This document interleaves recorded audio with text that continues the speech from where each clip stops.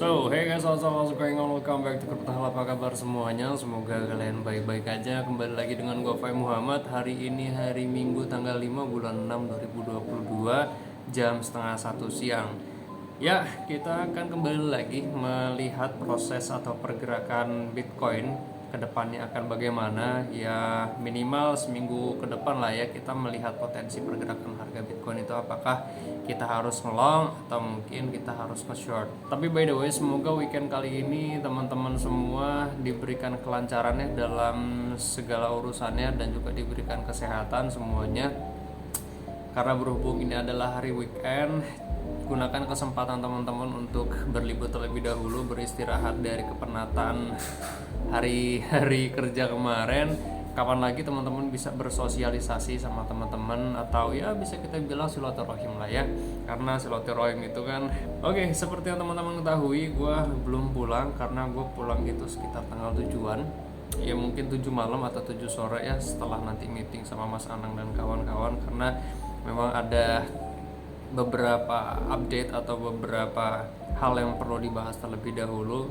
Jadi mudah-mudahan berjalan dengan lancar. BingX adalah trading platform favorit gua guys, yang menyediakan spot market dan juga future trading. Nggak cuma itu, spread dan fee tradingnya pun termasuk rendah buat gua. Buat teman-teman yang mau daftar, gua menyediakan link referral yang ada di deskripsi. Dengan mendaftar menggunakan link referral CryptoHell, kalian berhak mendapatkan trading rebate sebanyak 5%. Yuk kembali ke topik. Dan ya, kita kembali ke topik. Sebelum kita ke technical analysis, kita akan melihat data on-chain, terus mau melihat juga ya whales itu pergerakannya atau aktivitas ke dalam exchanger dari wallet itu bagaimana hari ini, apakah memang tekanan jualnya jauh lebih besar atau justru akumulasinya jauh lebih besar. Dan kita juga melihat aktivitas para traders yang berdagang di pasar derivatif, apakah memang beberapa hari ke depan dominasi pasar itu longing buy atau justru short selling. Nah, yang sekarang kita akan bahas terlebih dahulu itu adalah exchange flow, karena kita harus melihat aktivitas transfer dari dalam wallet ke luar exchanger, which means berarti kalau ada Bitcoin yang dikeluarkan dari dalam wallet untuk diperdagangkan di exchanger, tekanan jual memungkinkan harga untuk bergerak menurun. Nah, kalau kita lihat pada dasarnya saat ini memang exchange outflow, berarti tingkat akumulasi saat ini pada Bitcoin itu jauh lebih besar dibandingkan inflow-nya. Nah, berarti tekanan jual memang saat ini jauh lebih kecil dibanding akumulasi. Cuma kalau untuk hari ini memang datanya belum selesai ya guys, karena terhitung per 24 jam. Kalau untuk hari ini aja masih sekitar 1,6k Bitcoin yang sudah keluar ke dalam exchanger, ke dalam wallet maksud gua. Nah, berarti ini untuk diakumulasi ya guys. Tapi pada dasarnya kalau kita lihat dari segi pergerakan koin yang masuk atau keluar atau transaksinya secara garis besar, sebenarnya pada level saat ini kalau kita lihat berdasarkan exchange reserve metric pun yang masih declining atau sebenarnya ini masuk ke fase sideways. Jadi kalau kita simpulkan dari segi matriks atau kalau kita lihat dari segi angka, maka pada saat ini memang keluar masuknya itu stabil gitu ya. Koin masuk ke dalam exchangernya juga ya lumayan, dan keluar dari exchanger untuk di hold pun ya juga lumayan. Tapi pada dasarnya kalau kita lihat berdasarkan matriks terakhir kan menurun ya.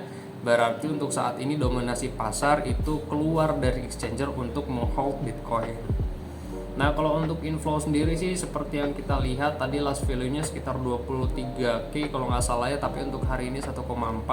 Nah, dominasi pasar saat ini memang justru sedang akumulasi ya, karena masih jauh lebih besar akumulasinya dibandingkan distribusinya. Nah, kalau untuk flow indicator ya kita cuma lihat dua aja sebenarnya ya, minor position index terus juga exchange wall ratio. Kalau MPA kan ya kita harus melihat ya cuma akhir bulan dan juga awal bulan, yang dimana biasanya miner memang withdrawing Bitcoin atau menjual Bitcoin untuk operasional. Tapi memang momentum aja sih sebenarnya kalau kita lihat MPA atau pergerakan miner. Yang paling pasti adalah kalau mau lihat kenaikan yang signifikan dari MPI, berarti ya seperti Chinese New Year ya, mereka mungkin buat angpau gitu mungkin. Tapi kalau kita lihat dari hari ini nggak ada pergerakan signifikan dari para miner, jadi belum ada withdrawing Bitcoin keluar dari wallet para miner untuk diperdagangkan Bitcoinnya di dalam exchanger. Nah, kalau kita lihat dari exchange whale ratio saat ini kan dia naik ya. Rasionya itu sekitar 0,78, berarti whale saat ini memang sedang aktif berdagang di dalam pasar Bitcoin atau dalam exchanger. Nah, hati-hati ya, ini bisa aja dominasi tekanan jual atau bisa saja didominasi tekanan beli. Tapi kalau kita lihat berdasarkan exchange flow barusan, kita lihat berdasarkan outflow, maka kita bisa simpulkan bahwa saat ini tekanan beli memang jauh lebih besar dibandingkan distribusi Bitcoinnya ya. Tinggal kita lihat aja berdasarkan wellmap.io, teman-teman bisa melihat dari large wallet inflow. Kalau large wallet inflow ini memang membahas atau menginformasikan tentang akumulasi Bitcoin pada harga-harga tertentu. Kalau teman-teman lihat berdasarkan bubble, memang pada harga-harga saat ini dalam beberapa hari belakangan akumulasinya justru jauh lebih besar ya. Karena kalau kita lihat per tanggal 3 kemarin, tanggal 4 mana nih? Tanggal 4, ya ini tanggal 3 berarti 142 Bitcoin sudah di hold di dalam exchanger secara keseluruhan. Dan kalau kita tanggal 4 ini memang agak sulit ya kalau pakai wellmap.io karena harus di synchronize atau kita tarik si mouse itu sesuai berdasarkan tanggalnya, jadi suka agak ngejelimet gitu loh. Nah, tapi kalau untuk kemarin sendiri sih memang Bitcoin yang sudah diakumulasi sekitar 32,1k Bitcoin sudah masuk untuk di hold di dalam walletnya masing-masing para holders. Nah, jadi sentimen saat ini memang sedang mengakumulasi Bitcoin ya guys.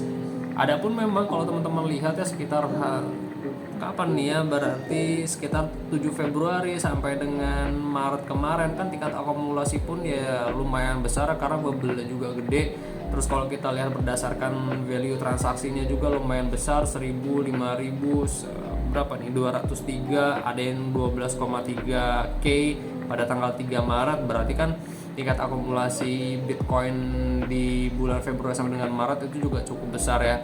Tapi kita belum tahu apakah memang pada harga 47.000 atau 45.000 kemarin itu sudah dijual atau belum. Tapi overall memang kalau kita lihat berdasarkan top 100 wallet rich Bitcoin, mereka sedikit yang memang mendistribusikan koinnya justru pada harga 30.000, 40.000 dan juga 20.000-an saat ini. Mereka fokus untuk akumulasi karena melihat harga Bitcoin udah cukup murah untuk saat ini ya.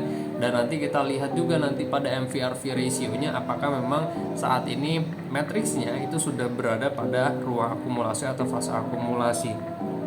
Tapi yang pasti adalah kalau kita berbicara holder, maka kita kan harus melihat dominasi pasar saat ini tuh holders sekarang dipegang oleh siapa sih, terus periodenya berapa lama. Nah, kalau kita lihat dari sini, maka kita bisa simpulkan yang berwarna kuning itu berarti 6 sampai dengan 12 bulan, berarti kan hampir setengah tahun sampai dengan 1 tahun kan. Lalu kalau kita lihat yang berwarna hijau muda, ini mungkin yang ini 1 sampai dengan 2 tahun, berarti ya kalau kita lihat dari sini maka holder Bitcoin saat ini memang didominasinya itu menurut gue ini masih jangka pendek ya, karena masih sekitar 6 sampai dengan 2 tahun ke belakangan gitu, bukan 2 tahun ke depan ya, 2 tahun belakangan. Nah, kalau gue pribadi berarti masuk 2018, 19, 20, 21, 22. Oh, berarti gue masuknya ke yang setidaknya 5 tahun ya. 5 tahun itu berarti yang berwarna biru. Mungkin oh ya nih, 3 sampai dengan 5 tahun berarti dominasi pasar saat ini ya. Berarti kita bisa simpulkan bahwa memang 6 bulan sampai dengan 2 tahun belakangan itu lamanya. Tapi ya kita bisa lihat dari sini bahwa ya yang apa namanya ini yang 10 tahun atau kita bisa sebut dengan dormant wallet yang memang tidak aktif untuk mendistribusikan, hanya akumulasi aja juga cukup lumayan ya, karena dibanding dengan kita lihat yang 7 sampai dengan 10 atau 5 sampai dengan 10, yang 10 tahun itu jauh lebih besar 10%,17% gitu. Teman-teman bisa lihat, bisa cek di sini nantinya ya. Dan kalau kita lihat dari market indicator, kita lihat estimate leverage ratio-nya aja karena mau lihat nih volatilitas pasar derivatif saat ini bagaimana.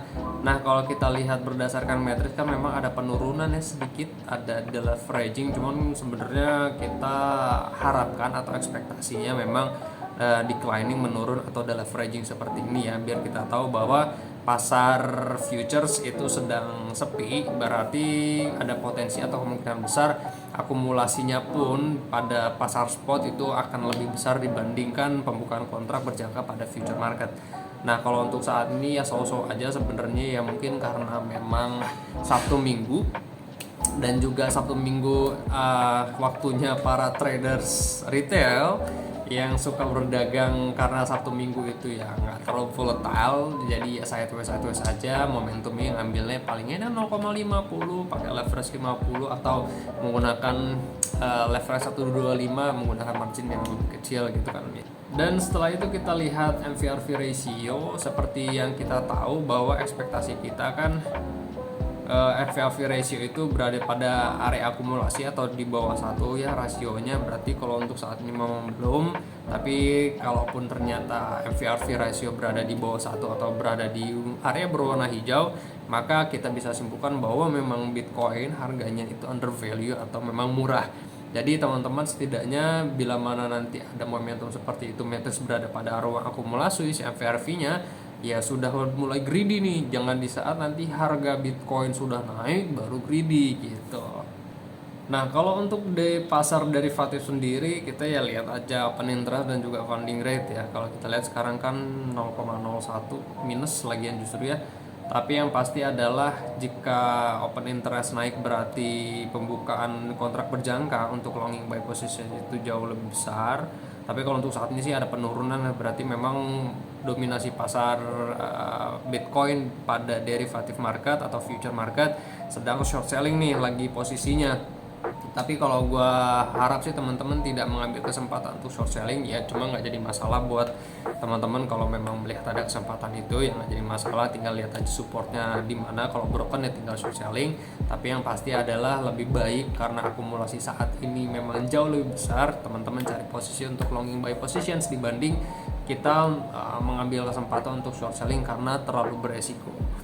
Nah, bila mana funding rate hari ini negatif, maka ada potensi ya berarti negatif saat ini dominasi pasar mencoba untuk short selling ya, karena memang berdasarkan technical analysis pun ya masih ada potensi harga menurun gitu ya. Tapi ya gua kembali lagi menjelaskan bahwa hati-hati, saat ini dominasi pasar itu sedang akumulasi. Kalaupun ada penurunan sedikit, gua harap teman-teman mengambil posisi untuk long buy positions. Karena kalau kita lihat dari long liquidation dan juga short liquidation, short itu jauh lebih banyak nih yang kalah dibandingkan long ya. Jadi hati-hati ya guys ya. Oke, ini yang kita bisa lihat dari on-chain datanya. Dan kalau untuk technical analysis, sebelum kita ke Bitcoin chartnya, gue mau fokus dulu ke Bitcoin dominance-nya, karena memang ada potensi Bitcoin dominance ini long short terlebih dahulu untuk testing di 44, berapa nih berarti ya, 44,62 kalau nggak salah, 44,32%. Nah, tinggal kita melihat aja nanti berdasarkan market structure-nya apakah memang candle itu broken dari level support ini atau tidak. Bila mana Bitcoin dominance itu broken dari level support ini dan tidak bisa testing untuk meneruskan harga, persentase maksud gue naik ke persentase yang lebih tinggi, maka ini adalah A, B, dan C kan. Jadi ini 3 gelombang kenaikan, maka akan ada penurunan ya setidaknya dari topnya di sini 50 sampai dengan 80%. Tinggal teman-teman tarik aja Fibonacci dari low yang ada di sini sampai dengan high yang ada di sini, nantinya cari 0,6, terus cari 0,7, terus cari juga 0,8 sebagai level supportnya nanti. Nah, tapi yang pasti adalah bila mana harga altcoin mau naik, maka harus didukung juga dengan harga Bitcoin yang naik.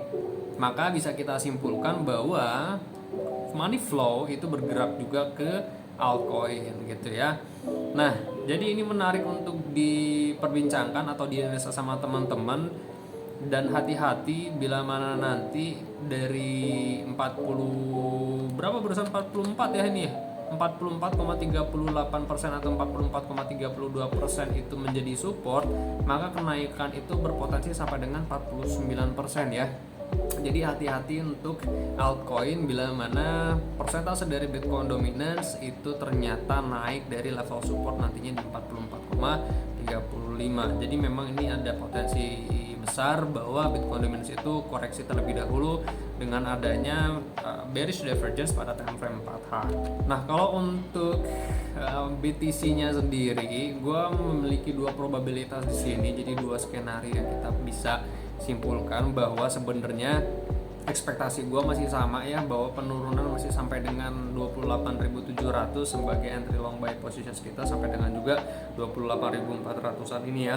Skenario pun masih sama, bila mana teman-teman taking long buy dari harga tersebut, maka kenaikan sampai dengan 29.500 atau enggak 29.400. Nah, tapi di sini karena memang saat ini masih ada yang menahan likuiditas pada harga 29.300-an, jadi kita akan melihat probabilitas bahwa harga Bitcoin itu masih bisa sideways di kisaran harga sekian. Jadi anggaplah ini adalah leading diagonal ya. Jadi Fibonacci 0,6 di harga 29.500 ini bisa reacting as a support level. Berarti kalau kita hitung berdasarkan skenario terpantul di sini lalu kembali lagi naik sampai dengan Fibonacci 1618 extension atau eksternalnya pada Fibonacci extension di harga 30.600 sebagai level resistance atau Fibonacci 0,5 di 30.800an nih berarti ya. Oke, 30.800an. Gua belum expect bahwa kenaikan harga Bitcoin itu masih bisa ke harga 31.500, tapi nanti kita lihat ukur aja berdasarkan price actions-nya, dan teman-teman bisa aktifkan Fibonacci 0786 sebagai acuan level resistance berikutnya. Nah, ini ya 786, 886 yang teman-teman tarik dari swing high di 29.399 sampai dengan 29.300 di sini ya, kisaran sekian. Berarti ya ini adalah impulsif. Ini adalah 1 2 3 4, masa potensi sampai dengan 0786 ini adalah wave 5-nya. Yang balik lagi ya, gue masih mendukung bahwa penurunan sampai dengan 28.700an karena melihat dari sini potensinya masih sangat besar bahwa MACD juga ini dead cross dan besar potensi harga Bitcoin itu menurun. Teman-teman pun bisa melihat dari Bitcoin CME. Di sini kan potensinya ada gap ya, jadi ya tinggal teman-teman lihat aja bahwa apakah harga itu naik atau justru harga itu menurun. Kalau turunnya bagus, jadi gap ini bisa kita jadikan acuan untuk harga itu bisa bergerak naik gitu ya. Kalau ternyata harga di sini, tapi yang kita bisa lihat lagi bahwa di sini juga ada gap kan yang belum tertutup. Nah, di sini ya. Jadi ya teman-teman harus hati-hati, ini juga bisa dulu ditutup. Setelah itu baru ntar ini ditutup. Jadi kalau kita lihat skenario berarti turun, di sini ntar tutup dulu, atau mungkin bisa aja gini ya, naik dulu ini belum ketutup, ketahan di level resisten, turun ketutup gitu ya. Ini skenarionya sih. Dan ya ini analisa teknikal hari ini dan juga data on-chain yang bisa gue sampaikan. Semoga teman-teman bisa mengambil kesimpulan dan taking action dari analisa yang kita sudah bahas hari ini. Semoga membantu. Gue akan kembali lagi update pergerakan Bitcoin dan juga cryptocurrency lainnya di grup Telegram dan juga di YouTube channel. Mohon maaf kalau beberapa hari ini gue jarang update karena masih ada kesibukan yang perlu gue selesaikan terlebih dahulu. Nanti kedepannya pasti akan ada rutinitas lagi, kita akan membahas atau melihat proses pergerakan harga untuk kita bisa analisakan harga Bitcoin itu akan bergeraknya kemana. Dan sekitar tanggal 10 pun ya gue juga ada keperluan sebenarnya, jadi memang bulan ini tuh padat, tapi kalau untuk yang tanggal 10 sampai dengan tanggal 11 Juli depan sih bukan karena pekerjaan, karena gue mudik. Jadi gue masih bisa setiap harinya bikin analisa pasar teknikal dari cryptocurrency seperti hari-hari biasanya. Jadi kalau untuk saat ini biarkan gue fokus terlebih dahulu menyelesaikan pekerjaan yang ada di sini. Sebelum itu selesai ya gue mohon maaf kalau belum bisa memberikan analisa pasar secara rutin. Oke, thank you very much for watching. Gue Fai Muhammad. Kalian jangan sakit-sakit, sehat terus karena sehat itu mahal. I'll see you guys on next video. Happy weekend guys.